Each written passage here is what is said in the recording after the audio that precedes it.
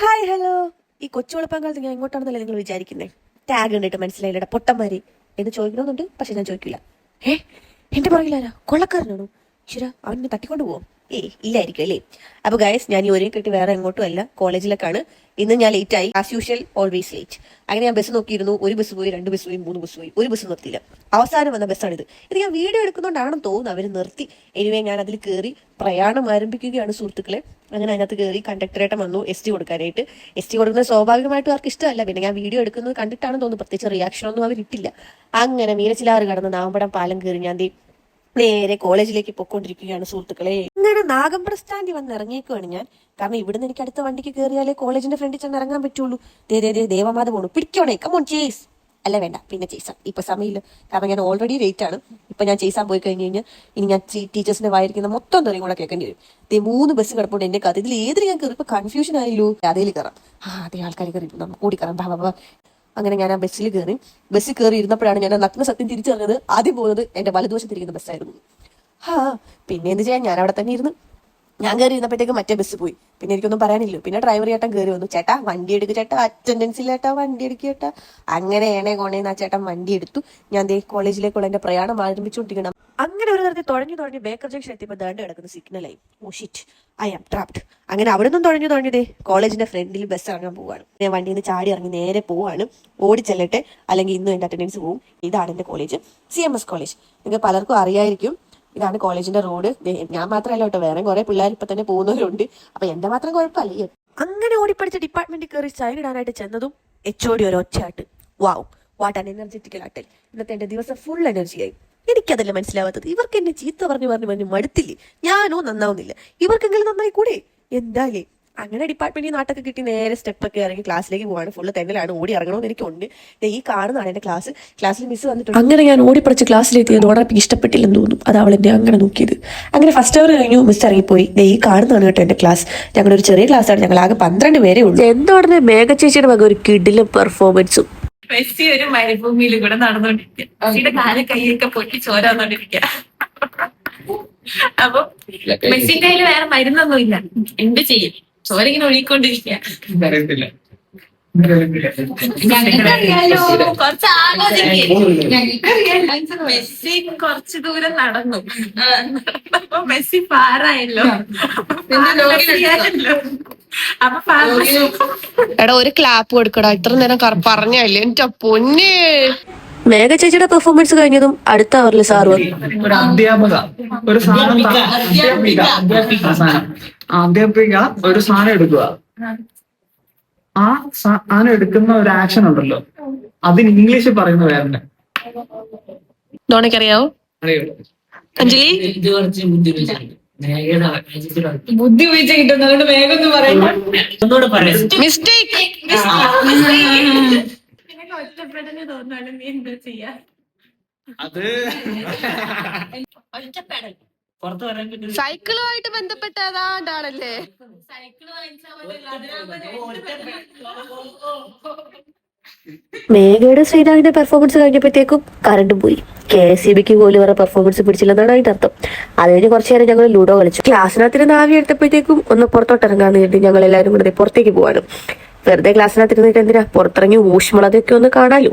ഊഷ്മളത തപ്പിച്ചു നിന്നത് ഒരു മരത്തിന്റെ കീഴിലായിരുന്നു. ഇത് എന്തിനുള്ള മരമാണെന്നുള്ളതായിരുന്നു ഞങ്ങളുടെ അടുത്ത സംശയം. മേഘേ, ഈ മരത്തിനെ കുറിച്ച് എന്താണ് അഭിപ്രായം? മലയാളം അറിയത്തില്ല. അങ്ങനെ ഒരു പ്രശ്നം. മലയാളം അറിയാം.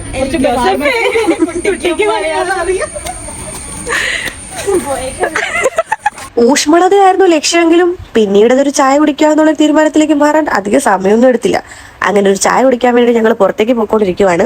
മെനു കാർഡിൽ ഒരുപാട് ഐറ്റംസ് ഉണ്ടെങ്കിലും ഞങ്ങൾക്ക് അന്നും ഇന്നും എന്നും കാപ്പി തന്നെയാണ് പ്രിയപ്പെട്ടത്. അതുകൊണ്ട് 4 കാപ്പി ഓർഡർ ചെയ്തിട്ട് കാപ്പിക്കും ക്രീമണിനും വേണ്ടിയിട്ട് ഞങ്ങൾ വെയിറ്റ് ചെയ്തിരിക്കുകയാണ്. കാരണം അടുത്തവർ ഞങ്ങൾക്ക് ക്ലാസ് ഉണ്ട്. സോ ക്ലാസ്സിൽ മിസ് വരുന്നതിന് മുന്നേ ഞങ്ങൾക്ക് ഓടി ക്ലാസ്സിൽ കയറണം. അങ്ങനെ കാപ്പി എല്ലാം കുടിച്ച് ഞങ്ങൾ ബില്ലടിക്കാൻ വേണ്ടി നിൽക്കുവാണ്. ഇന്നത്തെ നമ്മുടെ ക്യാഷ് കൊടുക്കുന്നത് ഡോണാപ്പിയാണ്. ഇന്നത്തെ നമ്മുടെ ക്യാഷിയർ ഡോണയാണ്.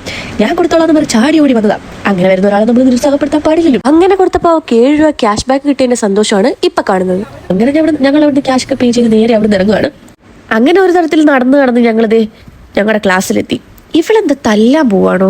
അങ്ങനെ പിന്നെയും ക്ലാസ്സിൽ വന്ന് അലമ്പ് കാണിച്ചുകൊണ്ടിരിക്കുമ്പോഴായിരുന്നു ശ്രീരാഗിന്റെ മനോധർമ്മം എന്റെ കണ്ണിപ്പെട്ടത്. പാവം ചെക്കൻ വിഷമിച്ച് നിൽക്കുന്നത്. ആരെങ്കിലും ഉണ്ടെങ്ങനെ വിളിക്ക്.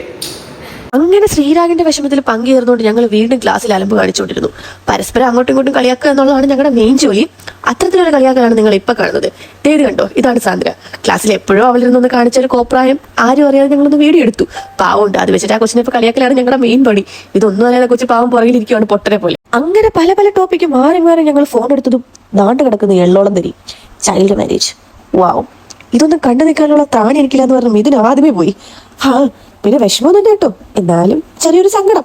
ഇതെന്താ ഇങ്ങനെ, ഞങ്ങൾ മാത്രം എന്താ ഇങ്ങനെ ഇരിക്കുന്നേ, ഒന്നും മനസ്സിലാവുന്നില്ല. അങ്ങനെ കുറെ നേരം മടുപ്പടിച്ചിരുന്ന് പിന്നെ ഞങ്ങൾ ലൂഡോ കളിക്കാൻ തീരുമാനിച്ചു.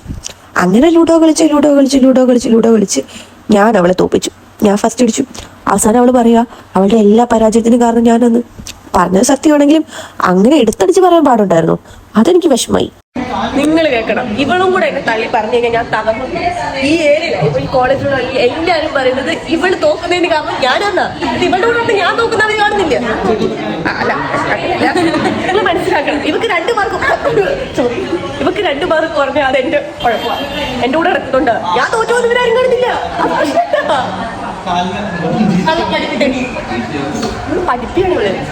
പഠിപ്പിയാണ് ഇവളൊക്കെ കൂടെ കൊണ്ട് നടക്കുന്ന എന്റെ ചെരുപ്പൂരി അടിക്കണ്ടേ നിങ്ങൾ. നമ്മളെന്നെ അടിക്കാൻ പോയി ഒരു സ്നേഹമില്ല.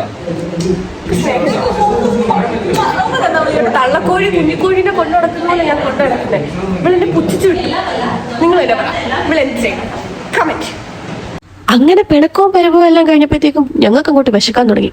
ഇനിയിപ്പോൾ അടുത്ത പരിപാടി ഫുഡ് കഴിക്കുക എന്നുള്ളതാണല്ലോ. ടോണാപ്പി പിന്നെ എന്നെ കളഞ്ഞിട്ട് പോയി. ഷിറ്റ്. ഫുഡ് കഴിക്കുന്നതിന് മുന്നേ ഒരു ചെറിയ ചടങ്ങുണ്ട്. ഡിപ്പാർട്ട്മെന്റിൽ കയറി സൈൻ ഇടണം. കയറുമ്പോഴും ഇറങ്ങുമ്പോഴും ഞങ്ങൾക്ക് സൈൻ ഇടണം. എൻ്റെ ഒരു ഊഹ ശരിയാണെങ്കിൽ ഞങ്ങൾക്കും ഗവൺമെന്റ് എംപ്ലോയീസിനും മാത്രമേ ഉള്ളൂ ഈ പരിപാടി. അങ്ങനെ നേരെ ഡിപ്പാർട്ട്മെന്റിൽ കയറി സൈൻ ഇട്ടു, തിരിച്ചിറങ്ങി. ഇനിയിപ്പോൾ അടുത്ത പരിപാടി എന്താ? ഫുഡ് കഴിക്കാൻ. ചലോ India. Will you marry me? Okay, നീ എന്നെ മാരൂ? ഇല്ല, തന്നെ അങ്ങ് മാരിയാ മതി. അതുകൊണ്ട് നിങ്ങൾ തമ്മിൽ അവള് മാരിയാ. നീ മാരൂ? ഡിപ്പാർട്ട്മെന്റിൽ നിന്ന് ഇറങ്ങി നേരെ കൈ കഴുകാൻ വേണ്ടിയിട്ട് പോയി. ഞാൻ അങ്ങോട്ട് പൈപ്പ് തുറന്നതും അതിൻ്റെ ഇടയ്ക്കോട്ട് അഞ്ജലി വന്ന് കയറി. എന്തായാലേ ഒട്ടും മെച്യൂരിറ്റി ഇല്ല. പിന്നെ അവിടുന്ന് കൈയൊക്കെ കഴുകി അലമുണ്ടാക്കി ഞങ്ങൾ നേരെ ഫുഡ് കഴിക്കാനായിട്ടിരുന്നു. ഈ ഫുഡ് കഴിക്കുന്ന പരിപാടി ഉണ്ടല്ലോ, സത്യത്തിൽ ഭയങ്കര അടിപൊളി പരിപാടി കേട്ടോ. പല പല വീട്ടിൽ നിന്നുള്ള ഫുഡ്, അതിൻ്റെ ടേസ്റ്റ്, വാവ്. ഫുഡ് അങ്ങോട്ട് കഴിച്ചു കഴിഞ്ഞപ്പോഴത്തേക്കും ദിവ്യ മിസ് വന്നു. മിസ് വന്ന് ഞാൻ വീഡിയോ എടുക്കുന്നത് കണ്ടതും മിസ്സിന്റെ പ്രത്യേക അഭ്യർത്ഥനയായിരുന്നു മിസ്സിനെ സ്ക്രീനിൽ കാണിക്കരുതെന്ന്. മിസ് എന്തായാലും പറഞ്ഞ സ്ഥിതിക്ക് കാണിക്കാതിരിക്കുന്നത് മോശമല്ലേ എന്ന് ഓർത്തിട്ട് ഞാൻ എടുത്തു. ഞാൻ എടുക്കാതിരിക്കാൻ വേണ്ടി മിസ് ഫോൺ വെച്ച് മറക്കുകയും ചെയ്തു. പക്ഷെ എന്തായാലും കുഴപ്പമില്ല, മിസ് വന്നിട്ടുണ്ട്. മിസ് ഇത് കാണണം കേട്ടോ എന്തായാലും. അങ്ങനെ മിസ് മാത്രമല്ല, ടെന്റ് സാറും ഉണ്ടായിരുന്നു. ഞങ്ങൾ കുറച്ച് പേഴ്സണൽ ആയിട്ടുള്ള പേഴ്സണൽ ഡിസ്കഷൻ അല്ലല്ലോ, കുറച്ച് സീരിയസ് ആയിട്ടുള്ള ഡിസ്കഷനിലായിരുന്നു. അതിൻ്റെ ഇടയ്ക്ക് മിസ് അവളുടെ കയ്യിൽ തല വെച്ച് നല്ലപോലെ അനുഗ്രഹിക്കുന്നുണ്ട്. മിസ് എന്നെ കൂടെ അനുഗ്രഹിക്കായിരുന്നു, മോശമായിപ്പോയി. പുറത്തിറങ്ങിയപ്പോൾ ഡോണാപ്പിക്ക് ഒരു സംശയം എന്താ, നിങ്ങൾ ഒരുമിച്ചിരുന്നൂടെ? അതെന്റെ അങ്ങനെ ഇരിക്കുന്നത്.